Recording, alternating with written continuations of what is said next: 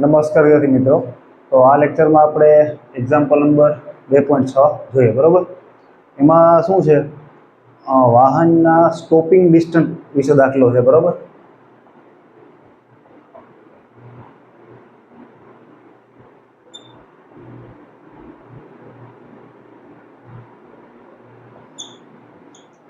વાહનોનું stopping distance. બરાબર, તો પહેલા આ શબ્દ સમજી લઈએ. આ શું કહેવા માંગે કે જ્યારે કોઈ, માનો કે કોઈ ગાડી આગળ જાય છે, બરાબર, કોઈ વાહન જાય છે આગળ. હવે અહીંયા બ્રેક મારે છે, તો શું બ્રેક મારશે એટલે ગાડી અહીંયા ઊભી જ રહી જશે? નહીં, થોડીક આગળ જશે. બરાબર, અહીંયા ઊભી રહેશે. તો એનો મતલબ શું થયો કે બ્રેક માર્યા પછી એણે થોડુંક અંતર કાપ્યું. તો જે આ જે અંતર છે ને એને કહેવાય સ્ટોપિંગ ડિસ્ટન્સ. બરાબર, અને એને આપણે ડીએસ વડે દર્શાવશું. બરાબર, એટલે કે કોઈ ગાડી જ્યારે બ્રેક મારે, બરાબર, ત્યારે એ તરત એ જગ્યાએ ઊભી નથી રહેતી, ત્યાંથી થોડુંક અંતર કાપીને ઊભી રહેશે. બરાબર, તો જે અંતર કાપે ને એને કહેવાય સ્ટોપિંગ ડિસ્ટન્સ. હવે ચાલો આપણે કોઈ પણ એક કાર છે, એનો શરૂઆતનો વેગ v0 લઈ લઈએ.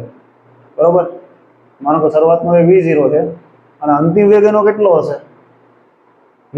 બરાબર, ચાલો હવે આપણે જે સ્ટોપિંગ ડિસ્ટન્સ છે, બરાબર, એનું આ બંનેના સંદર્ભમાં આપણે સૂત્ર ધરાવવાનું છે.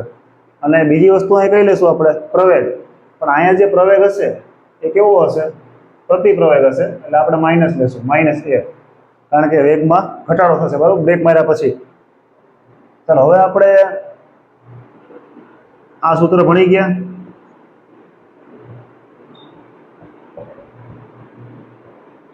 આ સૂત્ર યાદ કરો કે જે આપણે સુરેખ ગતિના 3 સમીકરણ ભણ્યા હતા, એમાં એક આ સૂત્ર હતું.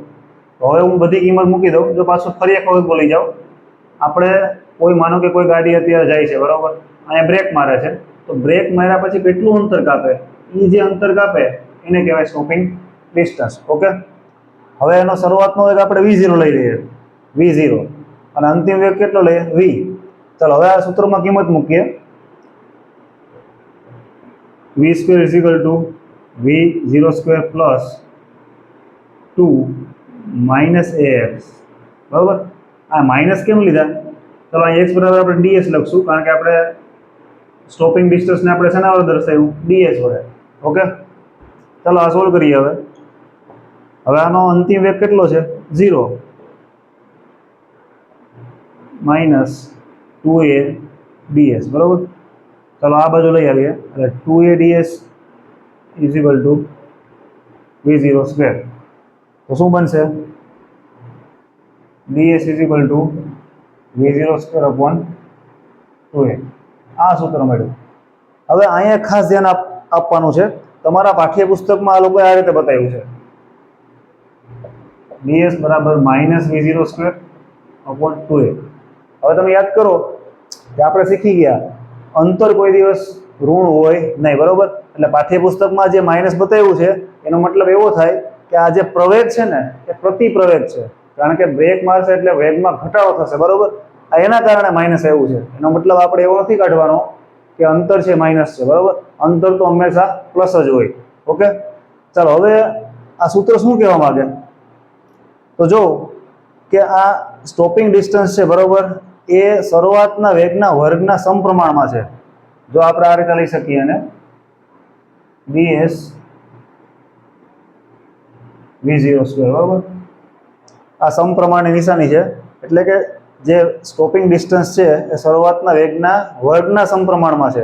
એનો મતલબ એવો થયો કે જો તમે શરૂઆતનો વેગ છે એને ડબલ કરો, બરાબર, જો આ રીતે ડબલ કરીએ, આપણે 2v0 લઈએ, ડબલ કર્યો મેં, v0 માંથી 2v0 કર્યો, તો 4v0 રિઝલ્ટ મળે.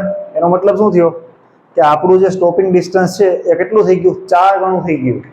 તો વિચારો કે જ્યારે શરૂઆતનો વેગ v0 હતો, પણ જો આપણે સ્પીડ વધારી દીધી, એટલે કે સ્પીડ ડબલ કરી, બરાબર, અને પછી જ્યારે બ્રેક મારવાની જરૂર પડી, તો સ્ટોપિંગ ડિસ્ટન્સમાં સીધો કેટલો ફેરફાર થઈ ગયો? 4 ગણો. બરાબર, અને પ્રવેગ છે એના વ્યસ્ત પ્રમાણમાં છે.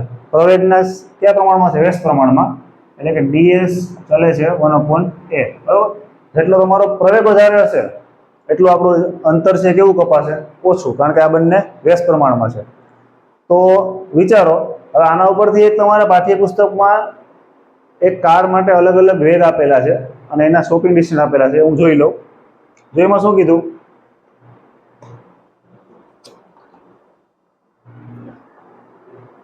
કે વિશિષ્ટ કારની બનાવટ માટે જુદા જુદા વેગો 11, 15, 20 અને 25 એને અનુરૂપ તમને અંતર ક્યાં મળશે? 10, 20, 34 અને 50. જો વિચારો કે જ્યારે તમારી સ્પીડ માત્ર 11 હતી તો એનું તમારું સ્ટોપિંગ ડિસ્ટન્સ હતું 10 મીટર, પણ તમારી સ્પીડ 15 થઈ એટલે કે 11 માંથી માત્ર 4 વધી, તો સ્ટોપિંગ ડિસ્ટન્સ કેટલું થઈ ગયું? 20 થઈ ગયું. એટલે કે 10 માંથી 20 થઈ ગયું, 10 વધી ગયું.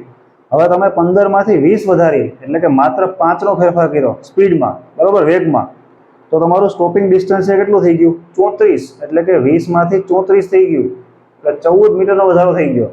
અને જો તમારી સ્પીડ 25 કરો એટલે કે 20 માંથી 25 સ્પીડ કરી તો આપણું અંતર થઈ ગયું 50. એટલે વિચાર કરો, 34 માંથી ડાયરેક્ટ 50 એટલે સીધા 15 મીટરનો ફેર પડી ગયો, બરોબર. તો આના ઉપરથી આપણને એક વસ્તુ જાણવા મળે કે તમને તમારા પપ્પા કે મમ્મી કહેતા હશે કે બેટા વાહન ધીમું ચલાવશે, બરોબર, ધીમું ચલાવજો વાહન. તો હવે તમે નહીં માનતા હોય એનું, પણ હવે જો આપણને ફિઝિક્સ પણ ના પાડે છે, ફિઝિક્સ પણ એમ કહે છે કે ભાઈ વાહન તમે ધીમું ચલાવો, બરોબર. કારણ કે જેટલી તમારી સ્પીડ વધારે હશે અને તમે બ્રેક મારશો તો તમારું જે સ્ટોપિંગ ડિસ્ટન્સ છે એટલે કે બ્રેક માર્યા પછીનું અંતર એ હંમેશા કેટલું? 4 ગણું વધે, બરોબર. એટલે એ કેવું આવશે? વધારે આવશે. ઓકે, તો એકદમ ઇઝી એક્ઝામ્પલ છે અને આમાં તમારા દાખલા જે આવશે એ આ સૂત્ર પ્રમાણે આવશે, બરોબર.